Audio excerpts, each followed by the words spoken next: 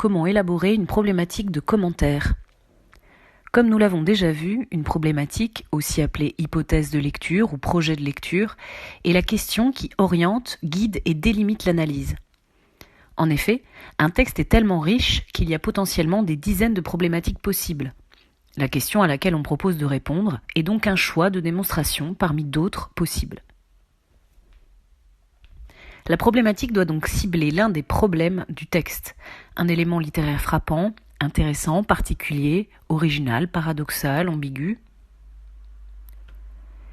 Attention aux problématiques maladroites, les problématiques trop psychologiques ou plates qui ne s'intéressent pas aux enjeux littéraires, également les problématiques trop vagues ou trop vastes, ou au contraire les problématiques trop restreintes qui ne prennent en compte qu'une partie ou qu'un enjeu du texte.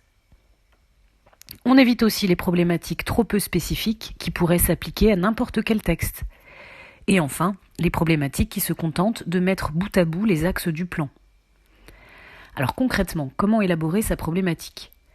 Première possibilité, on peut élaborer une première problématique naïve, c'est-à-dire avant d'avoir fait l'analyse complète du texte et qui correspond à ce qui nous a frappé globalement en première lecture. Deuxième possibilité, on élabore la problématique seulement une fois qu'on a fait toute l'analyse pour être sûr que la problématique corresponde bien au plan. On essaye donc, après l'analyse, de cibler les grands points d'intérêt que l'on résume en une phrase et que l'on transforme ensuite en interrogation.